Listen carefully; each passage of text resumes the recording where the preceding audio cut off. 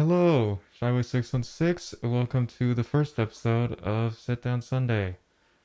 This will be a part of my review series. This is going to be a weekly thing where I just talk about the movies I watched throughout the previous week. Now, I didn't watch something every day this week, but I did definitely watch a week's worth of movies. So let's try to get through these as quick as possible. Sunday, I watched the movie Out of Africa with Meryl Streep and Robert Redford. What I didn't know going in, I knew it was a romance, but I didn't know it was actually a bit of a biopic too, based on another book. I watched this movie not too long after Bridges, Madison County, which was Clint Eastwood and Meryl Streep. Apparently, that movie was originally going to have Robert Redford, but then they decided on Clint Eastwood instead. Which, very good thing. 'Cause watching this, parts of it felt pretty similar, especially with how the romance itself is set up. What I will give Out of Africa, the setting was really nice, so they got a lot of really nice shots, but for how long the movie was, there wasn't enough going on to really keep my attention the entire time. So for that reason, I have to give it a 6 out of 10. It is in Africa, so you see a lot of the animals and a lot of the scenery there. It's really nice. None of the acting is bad, it's just too long for what's going on. I'm not going too much into the story on any of these, especially this last one, because if you're interested in watching it, go for it. On Tuesday, I got to watch two movies, two very different movies. First, I saw the Thai action movie Power Kids. What was interesting about this came out when there was like that big boom of martial arts action in Thailand after movies like Ong Bak and The Protector of Tony Jaa. The little like sidekick he has or whatever. I'm not gonna look up his name because I already know I'm gonna say it wrong. But the funny dude for comic relief that was in both Ong Bak and The Protector, his son is in this movie. The big focus in this is that instead of our martial arts hero being this grown man, it's a bunch of kids. And it really is kind of like a Die Hard type movie where it's the group of terrorists locked in a building. It's pretty fun. I'm a sucker for martial arts movies, so this one is definitely right up my alley. It's not the best made thing ever. If you're a fan of that genre, it's definitely something you should check out. So I give Power Kids a 7 out of 10. You notice I'm not giving my critical ratings on these. It's so that if I decide to make a full on review, there's still a surprise later on. So the second movie I watched on Monday was Noah, the Darren Aronofsky movie about the story of Noah from the Bible. Now, I've heard a bit about this director before. I didn't realize this was one of his movies until it was in and I saw his name at the opening credits sequence. From things I've heard, he definitely seems like the type of filmmaker I'd really like, and I actually did quite enjoy this movie. But I will say this, if you know the story of Noah, this is a little weird. My mom, she's definitely more religious, so she knows the Bible better. And according to her, they did a very good job with the symbolism from the Bible and used it for the movie in a very creative way. And that was what I really liked the movie. It was very visually creative. I don't really have too much to say about the story itself. I mean, it really is a story I know, but it gets a little different once you get to the actual part on the boat, and that's where the movie kind of fell apart for me, which is what prevented me from rating it any higher than I did, which I rated a 7 out of 10. It could have been so much better. I can see why people wouldn't have liked it, but my first experience with Darren Aronofsky, I really liked this, so I'm looking forward to checking out some of his other films. Wednesday night, I watched the Clint Eastwood film Firefox. This was one of the lesser well-received films of Clint Eastwood's career. I didn't know he directed it, and I'm kind of surprised he did because I didn't like this movie at all. I saw some reviews and they said it pretty well. James Bond without the girls, which I'll be honest, I don't like James Bond either. Another guy said that it's a lot of things happening for so little payoff. It's a long movie for what it is.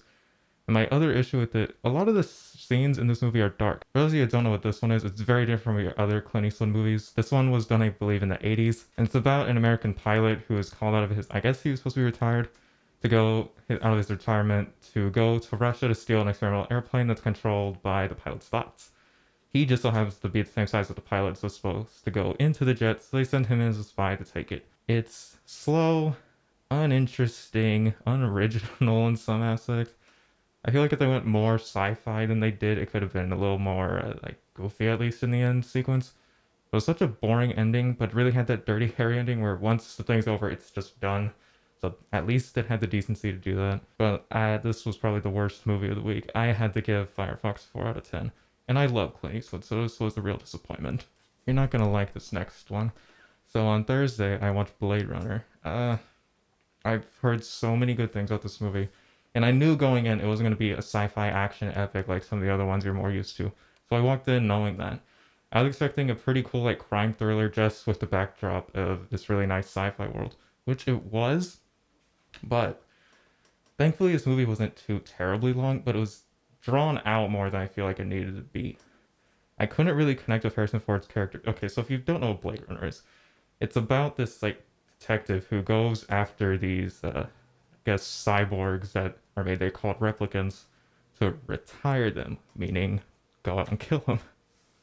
Because they're not supposed to become sentient, they're not supposed to last very long, but when they go off, they need to get rid of them. So I don't know if I just missed it in the movie, but I read after it's supposed to be that he was retired, and that's why he's the way he is, because he kind of sucks.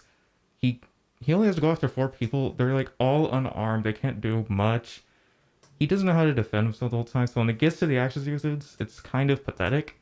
And I guess it was supposed to be like that. It was just kind of funny. So I'm not complaining about that. And I'm complaining that I didn't care for this character at all.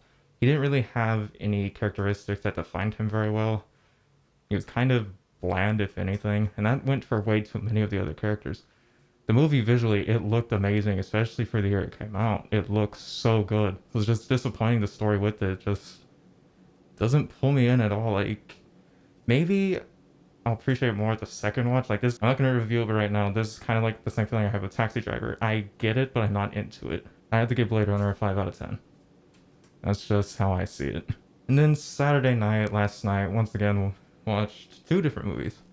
One of them, Christmas, so I guess close enough. It's okay to watch Christmas movies with your family if they're really into Christmas. So what we went with was one of the last big Christmas movies. So we chose the Illumination animation The Grinch. So what I'll say about this, I did get to see this one in the theaters, so I already kind of remembered it from the year before. I liked it, but I wasn't in love with it. And that's kind of the same feeling I still have. My only real complaint with it, it didn't need to exist, and the music, well, the opening soundtrack and the credits, like the opening track, the You're Mean One, Mr. Grinch, it was like really crappy rap rendition. It did not sound good at all.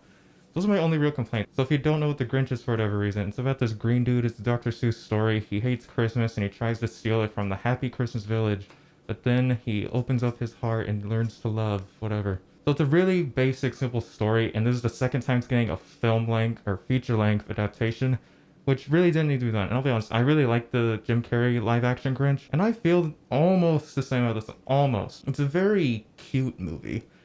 It's not as outrageously funny as I'd say the live action is, but it is very creative. I've seen complaints about Illuminations like being kind of lazy, but I felt like this movie looked really nice, the background was interesting, and there wasn't a lot of reuse of different character models like I would have expected. It was very lively, very colorful, the voice acting was fun, fine, everything.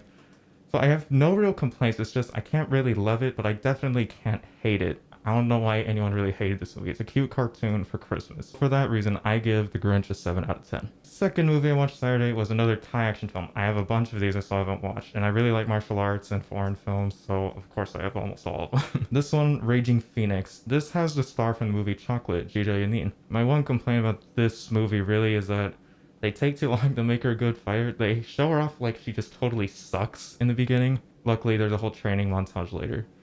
So the story for this one is that there's a gang that's capturing women, and we don't know why or for what reason, but women keep getting kidnapped, and some of them are turning up dead. So Jita's character, she eventually almost gets caught until this group of guys saves her, and they teach her a form of like drunken Muay Thai. Meireu, I hope I'm saying that right. It's a made-up thing, so I'm gonna say it's okay if I say it wrong. It's pretty fun to look at. It's a very funny movie, but at the same time, it gets really serious. So it's a very back and forth with the mood they wanted to go for. It's a little off-putting. This is one of those movies where it's really only for martial arts movies fans. This isn't like some of the others where I could recommend them. Like, I could recommend The Raid to people, The Protector. I could even recommend Chocolate to people. They don't watch martial arts movies. This one was very strange, and the biggest disappointing factor towards the end, they dragged out some fights for too long. They took a long time building up to certain aspects of the movie, or the story rather, and then they started using CG, which I'm not really one to nitpick about the CG, but it's just so painfully obvious you kind of laugh at it. But I kind of like these cheesy, cheaper productions anyways, especially if it's a movie from a country like Thailand. You don't expect them to have Hollywood production value. As I've said before, I'm a sucker for martial arts movies, so I give Raging Phoenix a 7 out of 10. I almost gave it a 6, but I really like the fight scenes. I like the chemistry between the different characters. And some of the characters' names in this are pretty funny.